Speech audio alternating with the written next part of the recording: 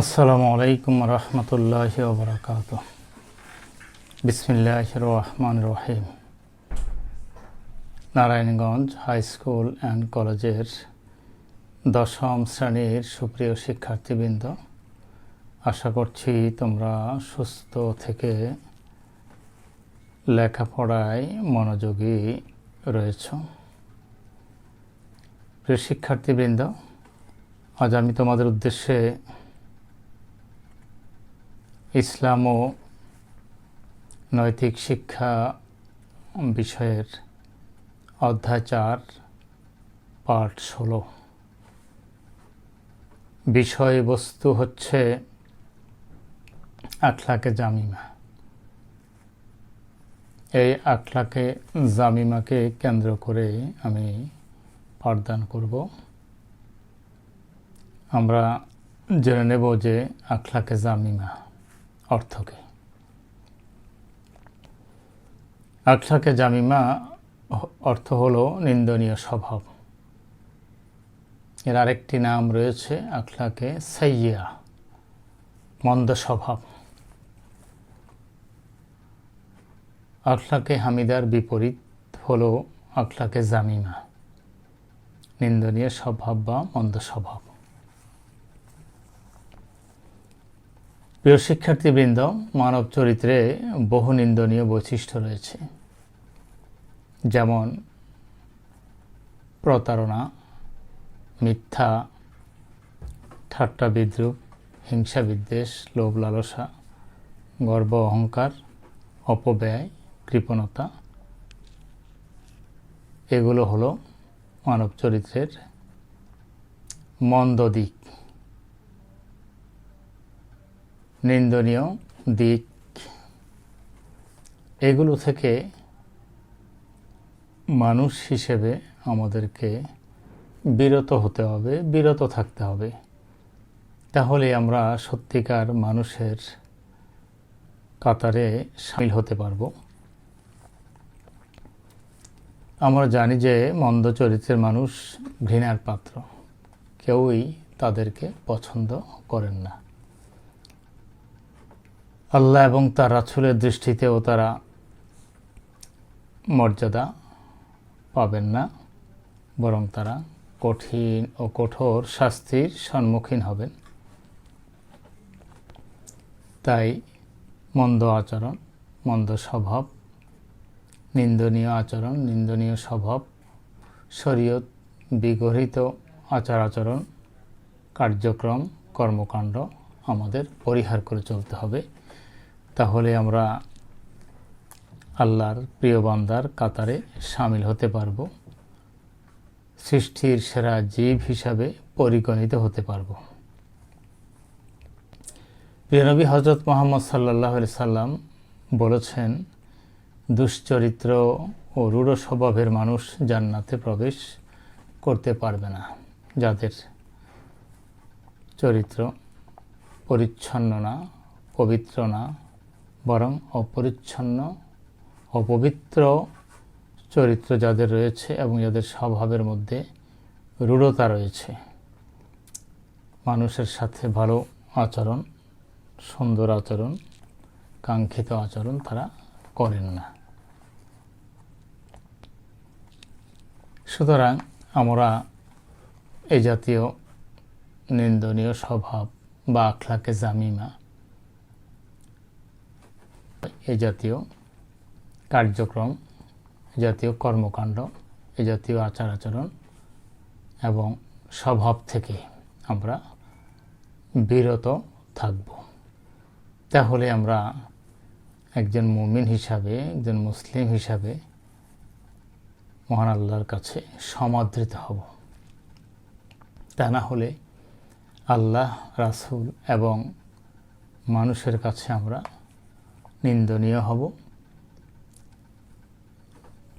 মানুষের কাছে আমরা মর্যাদার আসন পাব না, আল্লাহ এবং তার রাসূলের কাছেও আমরা সম্মানীয় হতে পারব না, এবং পরকালে মুক্তির আশাও করা যাবে না।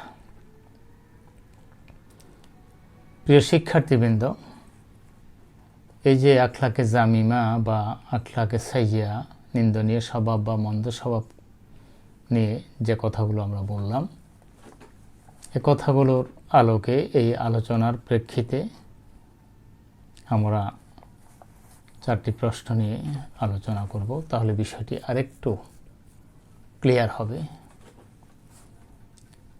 আখলাকে সাইয়্যা অর্থ কী? প্রথম প্রশ্ন, আখলাকে সাইয়্যা অর্থ হলো মন্দ স্বভাব বা অসৎ চরিত্র। দ্বিতীয় অনুধাবনমূলক প্রশ্ন, সেটি হলো আখলাকে জামিমা হতে বিরত থাকা আবশ্যিক কেন? নিন্দনীয় স্বভাব হতে আমরা কিভাবে বিরত থাকব? এটি হলো তৃতীয় প্রশ্ন। আর চতুর্থ প্রশ্ন হলো আখলাকে জামিমার কুফল বিশ্লেষণ করা। তো এখন আমরা দ্বিতীয় যে প্রশ্নটি সেটি নিয়ে আলোচনা করছি। আখলাকে জামিমা হতে বিরত থাকা আবশ্যিক কেন? আখলাকে জামিমা হতে এজন্যে আমরা বিরত থাকব যে আখলাকে জামিমার মাধ্যমে মানুষ আল্লাহ এবং তার রাসূলের নির্দেশনা থেকে দূরে সরে যায়। এই মন্দ এবং নিন্দনীয় স্বভাবের মাধ্যমে মানুষ জাহান্নামের উপযোগী হয়ে যায়। তাই আমরা নিন্দনীয় আচরণ বা আখলাকে জামিমা বা মন্দ স্বভাব থেকে বিরত থাকব। কারণ যদি বিরত থাকা না হয় তাহলে আমরা মুমিন মুসলিম হিসাবে পরিগণিত হতে পারব না এবং আমরা পরকালে মুক্তিও পাব না। এজন্যে পরকালে মুক্তি পাবার জন্য, আল্লাহ এবং তার রাসূলের সন্তুষ্টি অর্জনের জন্যে আমাদেরকে আখলাকে জামিমা বা নিন্দনীয় আচরণ থেকে বিরত থাকতে হবে। প্রিয় শিক্ষার্থীবৃন্দ, তৃতীয় যে প্রশ্নটি অর্থাৎ প্রয়োগমূলক প্রশ্ন, সেটি হলো নিন্দনীয় স্বভাব হতে আমরা কিভাবে বিরত থাকব? যে স্বভাবগুলো নিন্দনীয়, যে স্বভাবগুলো প্রত্যাখ্যাত, অপছন্দনীয়, যে সকল আচরণ বা স্বভাব বা বৈশিষ্ট্য মানুষ পছন্দ করেন না, আল্লাহ এবং তার রাসূলের কাছে নিন্দনীয়, এগুলো থেকে আমরা কিভাবে বিরত থাকব? এর জবাব হচ্ছে, যদি আমরা এই জাতীয় আচরণ থেকে নিজেদের বিরত রাখতে চাই তাহলে আল্লাহর আদেশ মেনে চলতে হবে, তাহলে আমরা বিরত থাকতে পারব। দ্বিতীয়ত রাসূলের উপদেশ মেনে নেয়া, অর্থাৎ হাদিসে বা সুন্নাতে রাসূল এই সমস্ত ব্যাপারে যে সকল নির্দেশনা দিয়েছেন সে নির্দেশনা মেনে চললে আমরা এ জাতীয় মন্দ আচরণ থেকে নিজেদের বিরত রাখতে পারব। তৃতীয়ত মিথ্যা পরিহার করা। মিথ্যা বলা মহাপাপ। মিথ্যা হলো পাপের জননী এবং মিথ্যার পরিণাম বা পরিণতি হলো ধ্বংস। তাই এই মিথ্যা থেকে বিরত থাকতে হবে।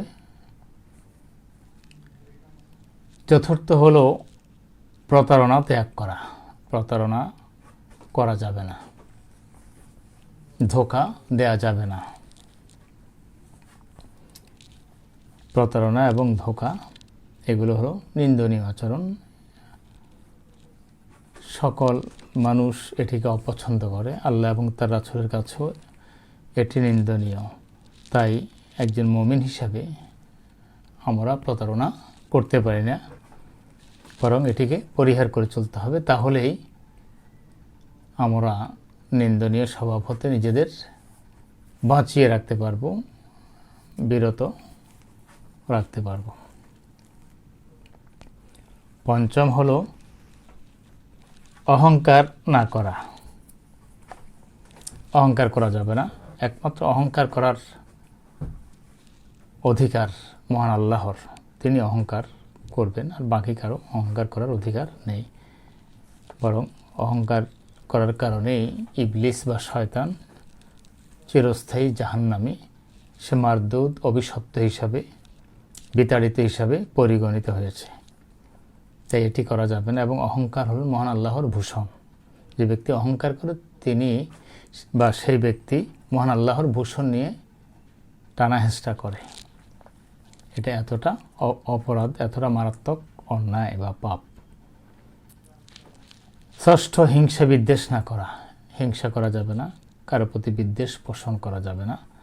কারণ আমরা মহান আল্লাহর সৃষ্টি, মহান আল্লাহ আমাদের সৃষ্টি করেছেন এবং আমাদের মর্যাদা তিনি দিয়েছেন।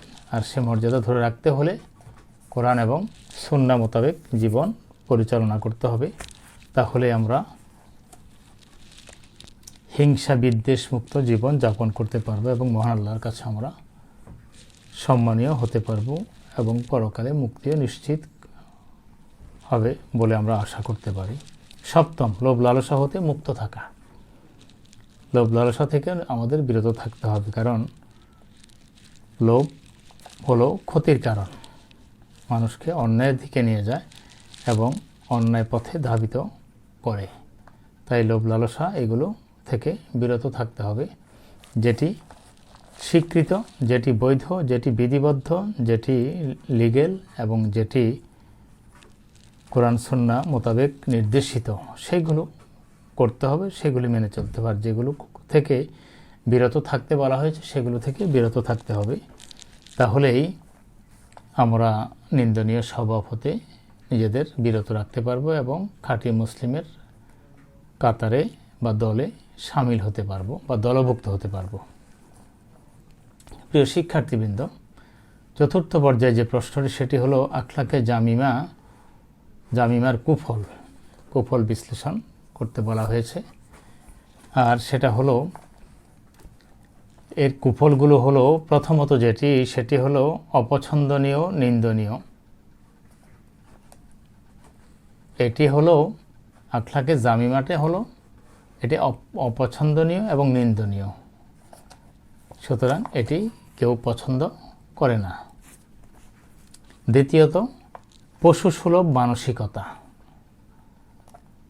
মানে যাদের মধ্যে আখলাকে জামিমা রয়েছেন তারা আসলে পশুত্বের পর্যায়ে চলে গিয়েছেন বলেই তারা এই জাতীয় আচরণ করে থাকেন। আর এগুলি হলো কুফল, এগুলি হলো নেতিবাচক দিক। তৃতীয়ত, অপরাধ প্রবণতা। আখলাকে জামিমা যাদের মধ্যে রয়েছে এদের মধ্যে অপরাধ প্রবণতা রয়েছে, মানে অপরাধ, অন্যায়, পাপাচার এই জাতীয় আচরণ তারা পছন্দ করে। এই মানসিকতা তাদের মধ্যে রয়েছে। আর এটা হলো কি ক্ষতির কারণ, এটা হলো কুফল। এটা তার জন্য সুফল ডেকে আনবে না, বরং কুফল ডেকে আনবে, তার ক্ষতি সাধন করবে।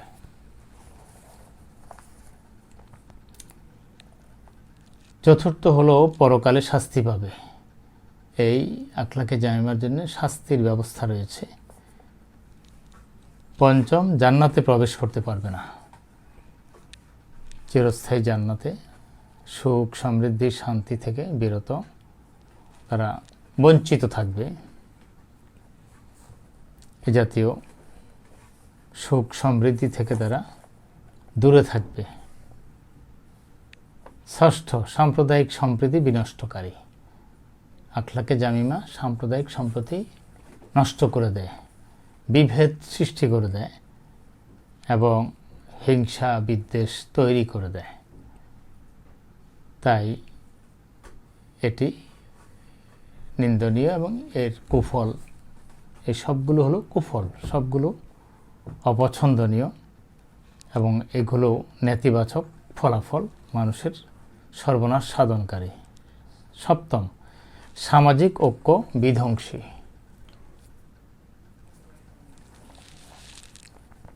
সমাজের মানুষ মিলেমিশে চলতে পারবে না যাদের মধ্যে আখলাকে জামিমা রয়েছে, মন্দ স্বভাব রয়েছে, আচরণ রয়েছে। তাদের সেই মন্দ আচরণের কারণে, তাদের সেই মন্দ স্বভাবের কারণে বিভেদ তৈরি হয়, ঐক্য বিনষ্ট হয়, একতা নষ্ট হয় এবং মানুষ দ্বিধা বিভক্ত হয়ে পড়ে, বিচ্ছিন্ন বিক্ষিপ্তভাবে জীবনযাপন করে। এতে করে মানুষ সুখ সমৃদ্ধি কাঙ্ক্ষিত শান্তির পথে অগ্রসর না হয়ে বরং ক্ষতিকর ধ্বংসের পথে তারা এগিয়ে চলে। তাই এই যে 7টি পয়েন্ট তুলে ধরেছি, এই সবগুলোই আসলে কুফল। তাই আখলাকে জামিমার এই মন্দ দিকগুলো থেকে আমাদেরকে বিরত হতে হবে, এই জাতীয় আচরণগুলো আমাদের পরিহার করে চলতে হবে, কারণ এর ক্ষতি সীমাহীন। এই ক্ষতি আমরা কখনো চাই না বা কামনা করি না, করা উচিত নয়। যেহেতু আমরা মুমিন, যেহেতু আমরা মুসলিম, আমাদেরকে এই জাতীয় আচরণ থেকে বিরত হতে হবে, তাহলে এই কুফলগুলো থেকে আমরা বেঁচে থাকব। সংক্ষেপে আখলাকে জামিমা বা নিন্দনীয় আচরণ সম্পর্কে যে কথাগুলো বললাম বা যে আলোচনা পেশ করলাম, এবং সে আলোকে যে 4টি প্রশ্ন নিয়েও আমরা বুঝাবার চেষ্টা করেছি, আশা করি বিষয়গুলো তোমরা উপলব্ধি করতে পেরেছ। বারবার এই বিষয়টি শুনবে এবং বইটিও কাছে রেখে অধ্যয়ন করবে এবং বইটাও পড়বে, আর আমার এই ক্লাসটি তোমরা দেখবে। এতে করে একটি সঠিক ও যথাযথ ধারণা তোমরা পেয়ে যাবে। পরীক্ষার খাতায় তোমরা এ বিষয়টিকে নিজের মতো করে নিজের ভাষায় লিখবে এবং এর মধ্যে যেন সৃজনশীলতা প্রকাশ পায়। সব সময় নিজস্ব একটা ভাব, নিজস্ব একটা চিন্তা চেতনা, মানসিকতা, মনোবৃত্তি যেন থাকে, তাহলেই এটা স্বকীয়তা হবে। হুবহু আমার ভাষাটি তোমাকে প্রয়োগ করতে হবে এমনটি নয়, হুবহু বইয়ের ভাষা ব্যবহার করতে হবে এমনটি নয়, বরং বইটি অধ্যয়ন করবে আর আমার ক্লাসটিও তোমরা দেখবে। দুটি জিনিসকে সামনে রেখে তোমার নিজের ভাষায় তুমি এই বিষয়গুলো লিখবে এবং এগুলো যদি তুমি নিজের মতো করে লিখতে পারো, তাহলে তুমি কাঙ্ক্ষিত ফলাফল করতে সক্ষম হবে, আশাপ্রদ ফলাফল তুমি অর্জন করতে পারবে। প্রিয় শিক্ষার্থীবৃন্দ, স্বল্প পরিসরে যে এই বিষয়টি নিয়ে যে পাঠদান করলাম, আশা করছি তোমরা বিষয়টি উপলব্ধি করতে পেরেছ। তোমরা সুস্থ থাকো, ভালো থাকো, তোমাদের সুস্থ ও সুন্দর জীবন কামনা করে আমি আমার সংক্ষিপ্ত পাঠদান এখানে শেষ করছি। আল্লাহ হাফিজ। আসসালামু আলাইকুম ওয়া রাহমাতুল্লাহি ওয়া বারাকাতুহু।